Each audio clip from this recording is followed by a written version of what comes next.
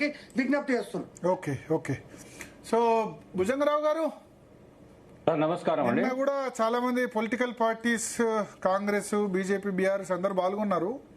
వాళ్ళు ఏమంటారంటే చాలా రేషనలైజేషన్ చేయాలి కానీ ఇన్ని తక్కువ స్కూల్స్ వద్దంటారు. సో ఒక 12-15 వేల స్కూల్ చేస్తే నా అభ్యంతరమా? 27 బదులు 27,000 బదులు దయచేసి దండం పెట్టి చెప్తున్నారు జీ న్యూస్ వాళ్లకు. మీలాంటి వాళ్ళు, బాధ్యత గల వాళ్ళు, అనేక సమస్యల మీద డిబేట్ పెట్టేవాళ్ళు ఈ పాఠశాలల మూసివేతను స్వాగతిస్తున్నట్లు మాట్లాడి సంఖ్యకు పరిమితమై మీరు ప్రతిపాదన చేస్తూ మాట్లాడడం అనేది నాకు బాగా అనిపిస్తలేదు. చాలా బాధగా మాట్లాడుతుంది. ఎందుకు ఆ మాట సంఖ్య తగ్గించడాన్ని స్వాగతిస్తున్నాను నేను అనట్లా. నేను అనేది 27,000 స్కూల్స్, 4,000 స్కూల్స్ మేము స్వాగతించట్లా. నైబర్హుడ్ స్కూల్స్ మీరు నా ఇనీషియల్ రిమార్క్స్ లోనే నేను చెప్పాను. నైబర్హుడ్ స్కూల్స్ అన్నది ఏమంటారు, రైట్ టు ఎడ్యుకేషన్ యాక్ట్ భంగకరం అని చెప్పి. At the same time infrastructure కూడా ఉండాలి. ఇన్ఫ్రాస్ట్రక్చర్ లేని స్కూల్స్ పెడితే లాభం లేదు. ఒక్క మాట నాకు కొంచెం 27,000 స్కూల్స్ కు ఇన్ఫ్రాస్ట్రక్చర్ కల్పించే పరిస్థితిలో రాష్ట్ర ప్రభుత్వం లేదు. ఎందుకు లేదంటే మన బడ్జెట్ సరిపోక కాదు, ఉచిత పథకాలు. మన మూల కారణం ఏంటంటే ఉచిత పథకాలు. కళ్యాణ లక్ష్మి, షాదీ ముబారక్, లక్షలు, లేదా రుణమాఫీ అని 25,000 కోట్లు తగలబెట్టిన తర్వాత, షాదీ ముబారక్, కళ్యాణ లక్ష్మి అని, లేదా ఫ్రీ బస్ అని 10,000 కోట్లు తగలబెట్టిన తర్వాత ఎడ్యుకేషన్ పైసలు ఎక్కడివి? లేవు కదా. ఫ్రీ బస్సుకు గవర్నమెంట్ 10,000 ఇచ్చింది, 10,000 కోట్లు ఇచ్చింది. ఆ 10,000 కోట్లు ఇక్కడ ఖర్చు పెడితే అవుతుండే. కానీ మనం వాళ్ళు ఏమంటారు, ఉద్యోగుల మీద, టీచర్ల మీద కామన్ పబ్లిక్ ని ఎగేస్తారు. 2% మంది ఉన్న మీ టీచర్లు ముఖ్యమా, 98% మంది ఉన్న ఇది ముఖ్యమా అంటారు. ఎవరు? మామూలు ప్రజలు ముఖ్యమా అంటారు. అంతేనా కదా? మీ మీద ఎగేస్తారు. సో ఇప్పుడు ఉన్న పరిస్థితిలో ప్రభుత్వాలు ఉచితాలు బంద్ చేయవు. ఉచితాలు బంద్ చేయాలంటే ఉద్యమించాల్సింది ఉపాధ్యాయులు. మీరు ఆ పని చేస్తున్నారో లేదో మీరే చెప్పుకోవాలి. 28 ఎలక్షన్ వరకు సాధ్యం కాదు. కాబట్టి నేను చెప్తున్నా అంటే 27,000 స్కూల్స్ కి ఇన్ఫ్రాస్ట్రక్చర్ కల్పించే పరిస్థితిలో ఈ రాష్ట్ర ప్రభుత్వం లేదు. కాబట్టి మనకున్న బడ్జెట్ కాన్స్ట్రెయింట్ దృష్ట్యా ఆ ఇంటిగ్రేటెడ్ స్కూల్స్ బంద్ చేయాలి. అవసరం లేదు 200 కోట్ల ఒక స్కూల్స్ తీసేసి ఇంకాస్త బడ్జెట్ పెంచి మనం 13,000 14,000 స్కూల్స్ పెట్టుకొని దాన్ని బాగు చేసుకుంటే బాగుంటుంది. నేను 4,000 స్కూల్స్ నేను సపోర్ట్ చేయట్లేదు. ఇది నా వ్యూ. క్లియర్.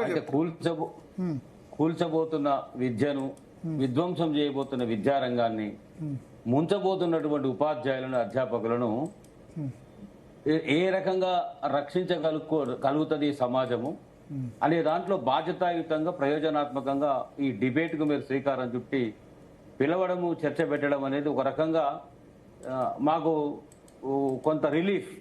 అంటే మీ డిబేటు అర్థవంతంగా, కొనసాగింపుగా పేద పిల్లల విద్యా అవకాశాలను పరిరక్షించే విధంగా ముందుకెళ్లాలనేటువంటిదే నేను కోరుకుంటున్న మాట. రెండవది, అనుభవము లేని వ్యక్తి ముఖ్యమంత్రి అయితే అడ్మినిస్ట్రేషన్ అవగాహన రాహిత్యంతో నిలకడగా ఉన్న నీళ్లలో రాళ్ళేస్తున్నట్లుగానే ఉంది ఈ పరిపాలన.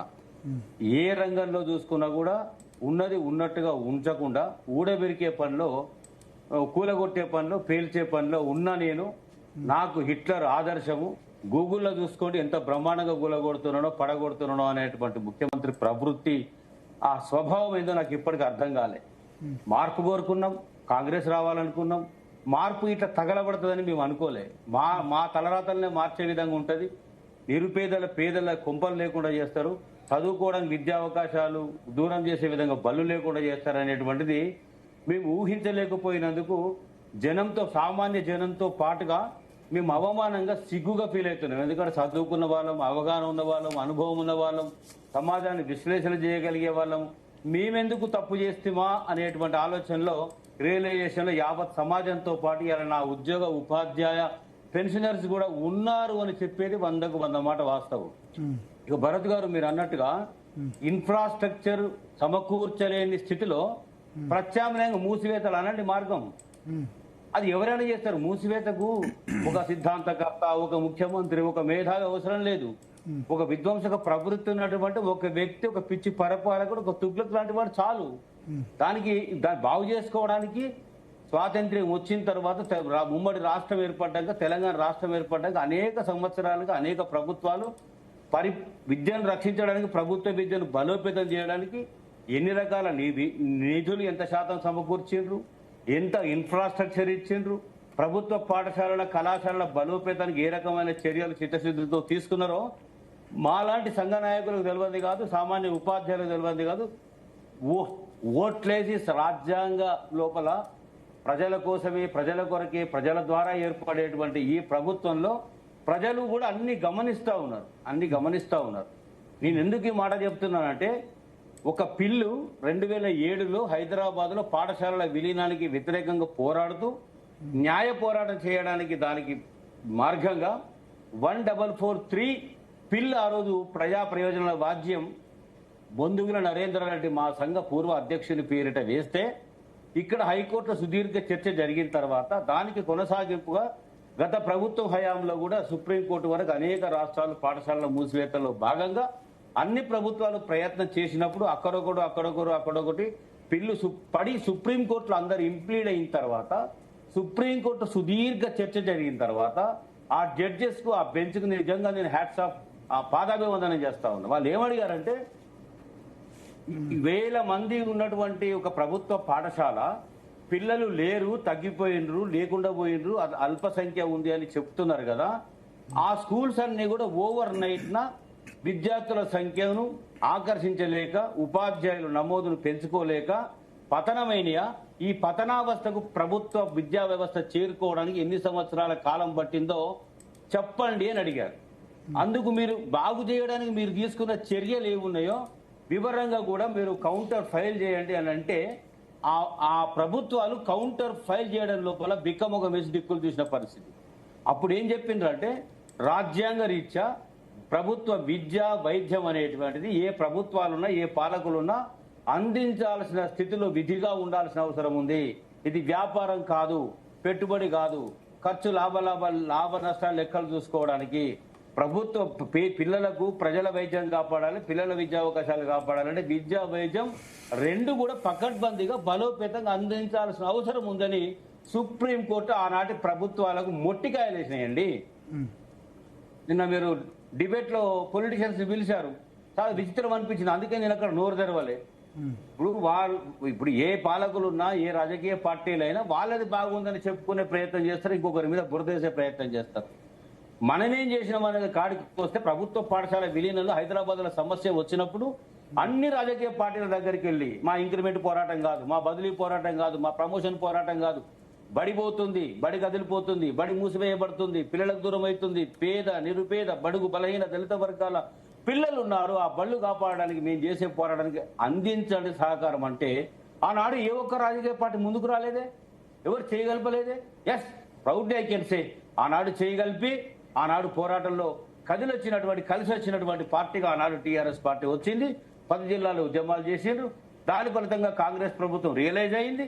మళ్ళా 180 బళ్ళు రీలొకేట్ చేశారు. అంటే ఆవాస ప్రాంతాల్లో ఎక్కడైతే పిల్లలు ఉన్నారో, ఏడైతే బడి అవసరమో ఆ మూసిన బడిని తరలించి హైదరాబాద్ లో పెడితే, భరత్ గారు ఒక్కొక్క పాఠశాలల్లో ఇవాళ మీరు తిరిగి చూడండి, 1000కి పైచిలుకుగా స్ట్రెంత్ ఉంది.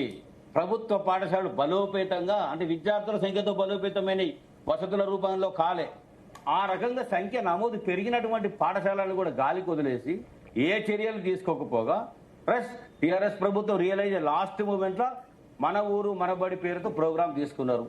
అదే ముందు కనుక తీసుకొని ఉంటే, కొంత శ్రమ చేసి ఉంటే, దృష్టి పెట్టుంటే కొంత బలోపేతం అయ్యేవే. ఇక కాంగ్రెస్ పరిపాలకులు ఎప్పుడు వచ్చినా కూడా మూసివేతలు తప్ప, వాళ్ళకు మూసివేతలు, తీసివేతలు, నరకడాలు, బొందబెట్టడాలు, కూల్చడాలు, పేల్చడాలు తప్ప ఇంకొక ఆలోచన లేదు. ఇలా మొత్తం దేశవ్యాప్తంగా అన్ని మ్యాక్సిమం రాష్ట్రాల్లో బీజేపీ పార్టీ ఉంది కదా, ఇలా ఉన్నటువంటి బళ్ళల్లో ఎన్ని బళ్ళు మూసిర్రు ఇండియా లోపల అనేక రాష్ట్రాల్లో పరిపాలకులు అనేది లెక్క తీసుకొని మీరు ఒక సర్వే చేసి మీరు లెక్క తెప్పించుకోండి.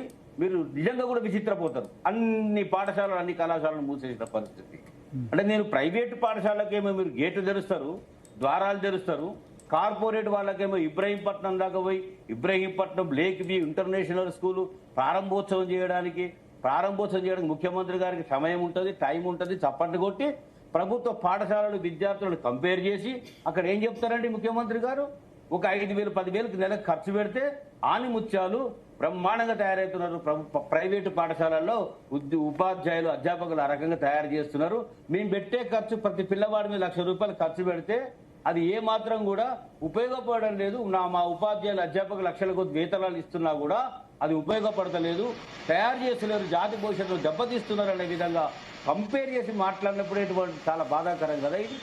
ఎందుకు ఈ మాట మాట్లాడాల్సి వస్తుందంటే, ఒక యువకుడు ముఖ్యమంత్రి అయ్యిండు, చాలా ఉత్సాహం ఉంటుంది, డైనమిజంగా పనిచేస్తాడు, పరిపాలన బాగుంటుందని మేమందరం ఆశించిన మాట వాస్తవం. నేను ఇంకా చెప్తున్నా, మా ఉపాధ్యాయ సంఘాల నాయకులు వాళ్ళందరితో మీటింగ్ పెట్టిండ్రా, స్టేక్ హోల్డర్స్తో మాట్లాడినరా, అభిప్రాయ సేకరణ చేసిండ్రా, పిల్లల్ని పంపేటువంటి తల్లిదండ్రుల ఇష్టాల అభిప్రాయాలు కనుక్కున్నారా, ఇవన్నీ కూడా మీకు బడి మూయండి పర్వాలేదనే అభిప్రాయం మీకు వచ్చిందా, ఆ సంకేతం మీకు అందిందా చెప్పాల్సిన అవసరం ఉంది. ఇవాళ ఏది లేకుండా ఎక్కడ 27,000 ఎక్కడ 4,000 పనులండి. అరే 1,08,000 పైచిలుకుగా క్యాడర్ వర్కింగ్ టీచర్స్ స్ట్రెంత్ ను ఏం చేయదలుచుకున్నారు మీరు? ఏం చేయదలుచుకున్నారు? ఇప్పటికే నిరుద్యోగులు పోరాటం చేస్తూ బతుకుబాటలో వాళ్ళు బాధపడతా ఉంటే మీ ప్రభుత్వం రావడానికి కండువా మీద వేసుకొని భుజం మీద వేసుకొని ఊరూరు తిరిగి ప్రచారం చేసి మిమ్మల్ని అధికారంలోకి తీసుకొస్తే ఇలా మెగా డిఎస్సీ పెట్టాలి, 18,500 పైచిలకు పోస్టు ఖాళీగా ఉన్నాయి, మెగా డిఎస్సీ గత ప్రభుత్వం పెట్టలేదు, మేము పెట్టి తీరుతామని చెప్పినటువంటి ఈ ముఖ్యమంత్రి గారు ఉన్న పాఠశాలలు మూసేస్తే వాళ్ళకు ఉపాధి అవకాశాలు, ఉద్యోగ అవకాశాలు ఎట్లా ఇవ్వగలుగుతారు అని అడుగుతా ఉన్నా. నిరుపేద పిల్లలు విద్యకు దూరం అయ్యే పరిస్థితి ఇందాక మేడం చెప్పింది. Hats off to work. దూరమైనటువంటి పాఠశాలలో విద్యార్థులు చేరాలంటే తల్లిదండ్రులు పంపరు, పిల్లలు పోలేరు, డ్రాప్అవుట్స్ సంఖ్యను పెంచేటువంటి ఒక కుట్రలో భాగం ఇది. డ్రాప్అవుట్స్ పెరిగిన తర్వాత వాళ్ళందరినీ చైల్డ్ లేబర్ గా చూడాలని కోరుకుంటున్నారా? అన్నారు కదా మీరు, చెర్లు ఇస్తాడా, బర్రెలు ఇస్తాడా, గొర్రెలు ఇస్తాడా, చేపలు ఇస్తాడా, చదువుకు దూరం చేస్తున్నాడు, దొరవారి పన్నాగం అని చెప్పారు కదా. మరి మీరు వన్నీ కుట్రలో భాగం ఏమనుకోవాలి ఇవాళ? అందుకే రేవంత్ రెడ్డి గారికి దండం పెట్టి చెప్తా ఉన్నా, విద్యను విధ్వంసం చెయ్యకండి, ఉన్నటువంటి విద్యను బతికించండి, చాతనైతే బలోపేతం చేయండి, బాగు చేయండి. తగ్గించి ఇప్పుడు జనాభాను తగ్గించాలంటే ఉన్న జనాభాను చంపడమానండి. అంటే జాతి రీత్యా ఒకసారి కృష్ణుడు గారు కూడా ఉన్నారు, కృష్ణుడు గారు ఒపీనియన్ తీసుకున్నారు. ఒక మాట, కుటుంబ నియంత్రణ చేసుకొని జనాభాను పొదుపు పరిమితంగా ఇది చేసుకోండి అంటారు. ఉన్న జనాభా చంపమని కాదు కదా అర్థం. ఉన్న పాఠశాల ముయ్యమని ఆమెకి ఇచ్చినటువంటి సందేశం. అంటే అందుకే అంటున్నా, విద్యాగంధం లేని, విద్యా అనుభవం లేని ఇలాంటి వ్యక్తి ముఖ్యమంత్రి సాక్షాత్గా విద్యామంత్రి అయ్యిండు కదా. నష్టమా లాభమా అని చూసుకుంటే మాకు ఆబ్లిక్ కనబడ్డది. నష్టమైతే పాతాల్లోకి వెళ్ళిపోతుంది, లాభం అయితే ముఖ్యమంత్రి కాబట్టి బ్రహ్మాండంగా నిధులు ఇస్తాడు అనుకున్నాం. మీరు ఇచ్చిన నిధులు ఎంత? 8.2% ఇస్తారా? 3,26,000 కోట్ల బడ్జెట్ లో మాకు ఇచ్చిన 8.2 ఎంగిల్ చేయి విధించినట్టు ఇస్తారా? ఒక విద్యామంత్రి ప్రతిపాదన చేస్తే ముఖ్యమంత్రి ఇవ్వకపోవచ్చు కాక, మన రాష్ట్రం మన పరిపాలన ఎందుకు ఇవ్వలేకపోయిండు? అవసరం లేదనుకున్నా. కృష్ణుడు గారు, మీ ఒపీనియన్